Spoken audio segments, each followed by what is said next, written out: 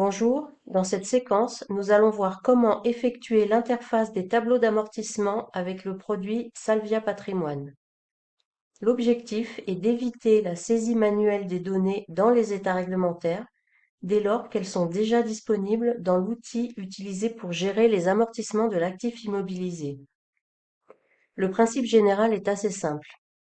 Il consiste à générer un fichier des données au format Excel depuis Salvia Patrimoine, puis à importer ces données dans les états réglementaires.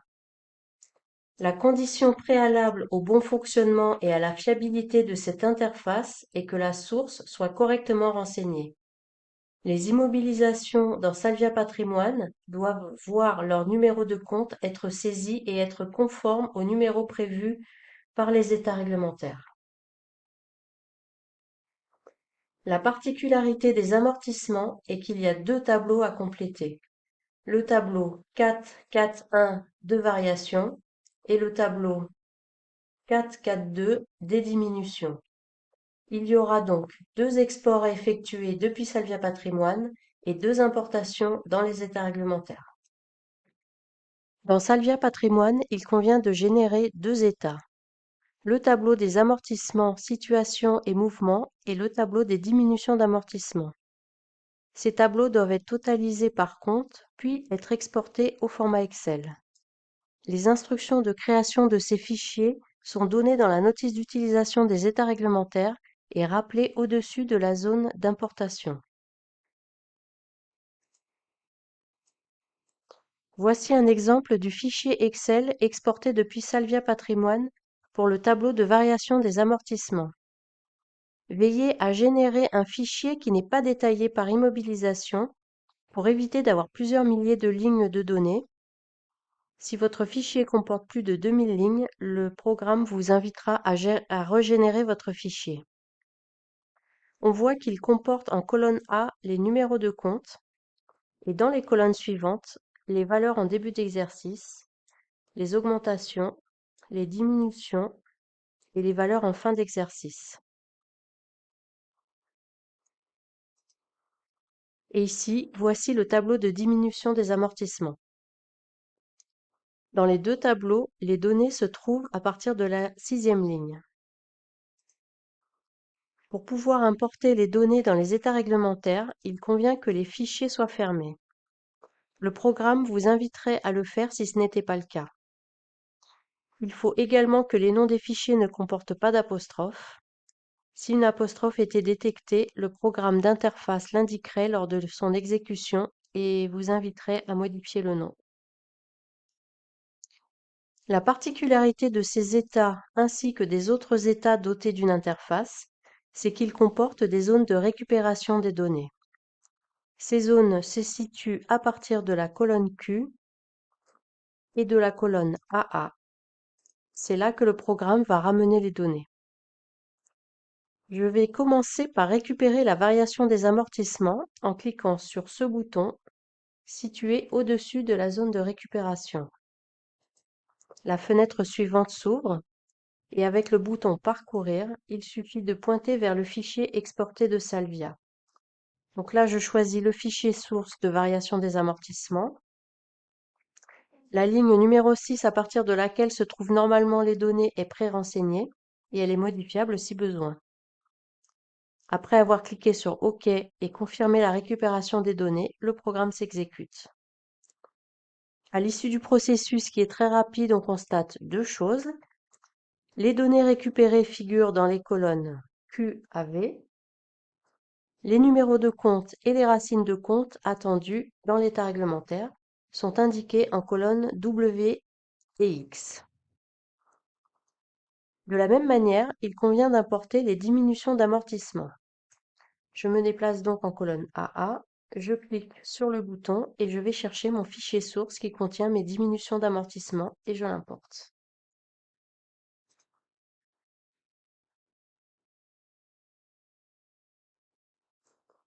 Les données récupérées figurent en colonne AA, AAF et les numéros de compte et leurs racines en colonne AG et AH.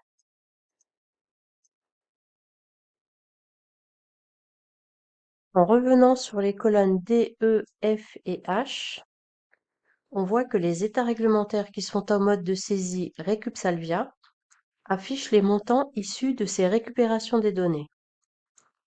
Ce sont les racines de compte figurant en colonne X et AH qui permettent la totalisation des données en colonne DAH.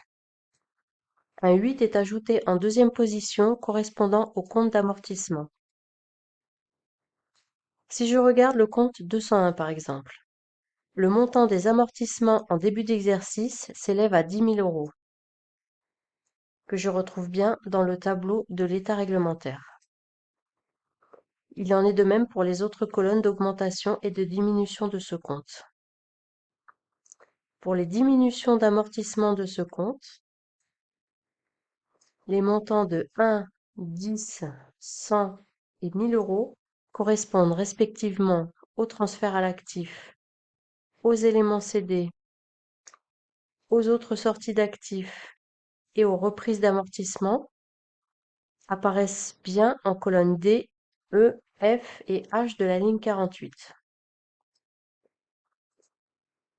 Une vérification du total général des variations en ligne 31 et 65 permettent de s'assurer de la concordance avec le total des données importées. Par exemple, le montant de 14 625 000 en cellule D31 correspond bien au cumul des amortissements antérieurs provenant de Salvia Patrimoine. En cas d'écart, il faudra rechercher son origine. Vous conservez une liberté totale d'agir sur les cellules. Pour cela, il suffit d'opter pour le mode de saisie manuelle, de choisir de conserver ou non les données présentes. Donc là, je lui dis oui. Et les cellules sont alors modifiables, repérables par leur code couleur bleu. Le programme a conservé les données récupérées de Salvia Patrimoine. Les valeurs ne sont plus liées aux zones de récupération, ce qui vous permet, si besoin, de modifier les valeurs que vous souhaitez, tout en conservant les autres qui conviennent. Si un compte du fichier n'était pas conforme au numéro prévu dans l'état réglementaire, il apparaîtrait alors comme compte invalide. Voyons rapidement comment gérer un fichier source qui comporterait une erreur. J'ouvre pour cela un autre fichier source Salvia qui comporte volontairement une erreur. Je vois que ce fichier exporté de Salvia comporte une ligne dont un compte est numéroté 202. Cette racine de compte ne fait pas partie des comptes prévus ni dans l'instruction comptable, ni dans les états réglementaires. Je referme ce fichier et je relance la récupération.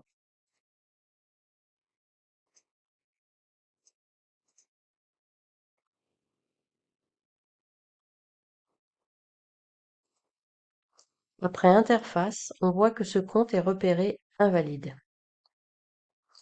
Si dans la colonne X de ce compte 202, je viens renseigner par exemple la racine 2801, amortissement des frais d'établissement, les montants de cette ligne seront totalisés avec les comptes 2801 dans l'état réglementaire, soit 21 000 euros pour les amortissements en début d'exercice. Je pourrais également ne pas toucher aux racines de compte, donc je supprime la correction que j'avais faite, passer en mode de saisie manuelle, puis venir modifier les cellules bleues que je souhaite corriger. Dans mon exemple, la valeur amortissement en début d'exercice des comptes 202 s'élève à 11 000 euros. Je vais donc augmenter de 11 000 euros la valeur brute de mes comptes 201. Je peux saisir directement la valeur 21 000 ou la formule 10 000 plus 11 000. Je fais la même chose pour les autres colonnes d'amortissement des comptes 201. Donc ici, je saisis 300, ici 30 et ici 3333, correspondant au montant cumulé d'amortissement des frais d'établissement. On voit que cette méthode de modification manuelle fonctionne, mais qu'elle est plus longue à mettre en œuvre De plus, si on repassait en mode récup Salvia, cela viendrait écraser ces modifications. Nous préconisons plutôt d'utiliser la première méthode qui consiste à agir sur les racines de compte en colonne X et AH. La présentation est désormais terminée. Nous verrons dans d'autres tutos vidéo comment effectuer les interfaces des immobilisations et des emprunts. J'espère que cette vidéo vous a permis de bien comprendre le principe d'interface de l'état réglementaire de variation et de diminution des amortissements avec Salvia Patrimoine.